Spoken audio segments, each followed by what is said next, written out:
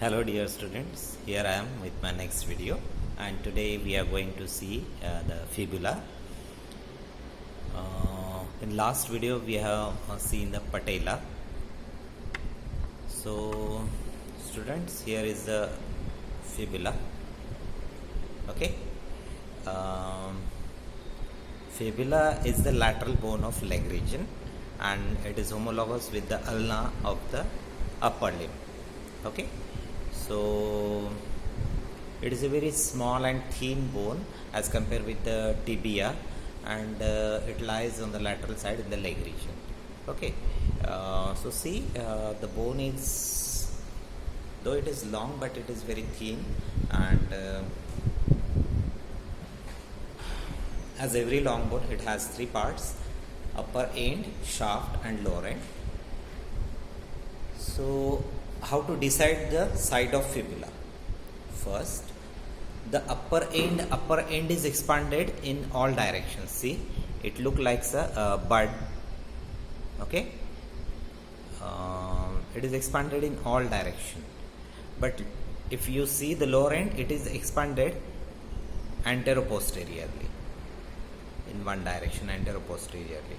Okay, so it is quite flattened, and upper end is rounded and expanded in all direction. So upper end, shaft, and lower end. And another point is that we can see the medial surface of lower end. The medial surface of lower end has triangular articular facet anteriorly and deep malleolar fossa which lies on backside or posteriorly. Okay, like this. See, lower end is expanded anteroposteriorly. This is the lateral surface which represents the lateral malleolus and which is subcutaneous, and this is the medial surface. So medial surface of lower end has triangular articular facet which lies anteriorly and deep malleolar fossa lies on posterior side. So that's why this is the bone of left side. Okay, if I hold like this, so what is happening? So upper end is there and lower end is expanded posteriorly, but what is happening? The deep malleolar fossa is coming on anterior side and this articular facet is going on posterior side. So it is not correct. It should like this. Okay, so that's why this is the bone of left side. Okay, now the bony features. The upper end of fibula is expanded in all directions. Okay, it has circular articular facet. Superior surface of upper end has this circular articular facet which get articulate with the fibular facet of lateral condyle of tibia. Okay, see, while this is the tibia and this is the lateral condyle. So lateral condyle has posterior inferiorly fibular facet. Okay, so this facet, circular facet, articulate with this fibular facet of tibia to form the superior tibiofibular joint. Okay, so upper end of fibula has circular facet on its superior surface which get articulate with the fibular facet which is present posterior inferiorly of the lateral condyle of tibia to form the superior tibiofibular joint. Okay, now see, this is the projection and it is on the posterior lateral aspect. So it is the apex of head called as the styloid process. Okay, the upper end has circular articular facet and this is the apex called as styloid process. Now just below the head and upper end, it is the constricted part, so it is called as the neck of the upper end. Okay, so upper end has circular facet, the apex or styloid process, and togetherly it is called as the head. Just below the head there is a constricted part, it's called as the neck. Now the shaft has three borders and three surfaces. In the case of fibula, due to the muscle attachment, the shaft is molded. Okay, that's why it is quite difficult to recognize the border, but here are the tricks. See, see the lower end, and lower end, if you see the lower end, you can see this triangular portion which is enclosed in this triangular portion. This is the anterior border. Trace this border in upward direction, you will get the anterior border. Okay, so the lower end, see, this is the triangular area. Okay, so anterior border enclose triangular area at its lower end. So you just see the triangular area and trace it in upward direction, you will get anterior border. Okay, this is the anterior border which starts just below this head and goes downward and enclosed triangular area. Okay, now the introitious border or medial border, is it like just medial to anterior border. It is very close with the anterior border. So see, here you can see this is the anterior border and this is the medial border. See, in between these two fingers there is a medial surface. Here we can measure at least 2 mm or 1 mm or 2 mm, but as we go upward it is very difficult to measure the surface, medial surface. Okay, so medial border just lies medially and very close to anterior border. It starts just below the head, goes downward and terminate above the talar facet. Okay, this triangular talar facet, here it is the termination of medial border. Okay, so medial border is very close to anterior border. Now the third border is the posterior border. Posterior border, it is on posterior side. It just starts just below the head, goes downward. It is rounded and it goes downward and forms the medial margin of the lateral malleolus. Okay, it is rounded and at its lower end it forms the medial margin of the lateral malleolus. Okay, so here is the posterior border. See, this is the posterior border.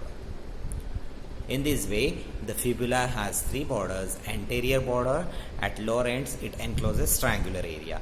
The medial border, it is very close to anterior border and it terminates at above the just triangular talar facet, and posterior border forms the medial margin of the lateral malleolus. Okay, in this way it is very easy to recognize the borders from lower side and trace it towards the upper side. Now the surface in between anterior border and medial border is the medial surface. See, this is the medial surface. In its upper end or upper part, it is very difficult to measure it. Okay, at its lower part we can just trace it. It is near about 2 mm or 3 mm. Okay, then the surface in between anterior border and posterior border, this is the lateral surface. See, this is the lateral surface. This is the anterior border and this is the posterior border. Between these two, this is the lateral surface. Now the surface between posterior border and medial border, this is the posterior surface. But here you can see this prominent vertical ridge. This is not border, this is the vertical ridge which divides the posterior surface into lateral and medial area. Okay, here is the medial border, this is the medial border, and this is the posterior border, and this is the posterior surface in between posterior border and medial border. But this is the prominent vertical ridge which lies on the posterior surface, which divides it into lateral area and medial area. Okay, in this way we have, this is the medial surface. See, very short, and anterior border, medial border in between this is the medial surface. Now this is the medial border and this is the posterior border, and this is the vertical ridge, and this is the posterior border and this is the anterior border. This is the lateral surface. In this way, three borders and three surfaces. If we see the lower end of fibula, it has four surfaces. Anterior surface, it is very narrow and rough. Posterior surface, it is having groove on it for the tendon of flexor muscle, and lateral surface, it represents the lateral malleolus and it is subcutaneous, while the medial surface bears the triangular articular facet, which is called as the talar facet for the talus, which is directed anteriorly, and deep malleolar fossa on posterior side. Okay, so in this way, lower end of fibula has anterior surface, posterior surface, medial surface and lateral surface. Okay, so students, it is very easy to remember this bone. The upper end, how to differentiate upper end from lower end. Upper end is expanded in all directions. It looks like a bud. Okay, before globing the flower, there are the buds on the trees, so it look like a bud, and upper end has circular articular facet, and apex is called as styloid process, and lower end represents the lateral malleolus, and medially this talar facet anteriorly and deep malleolar fossa posteriorly.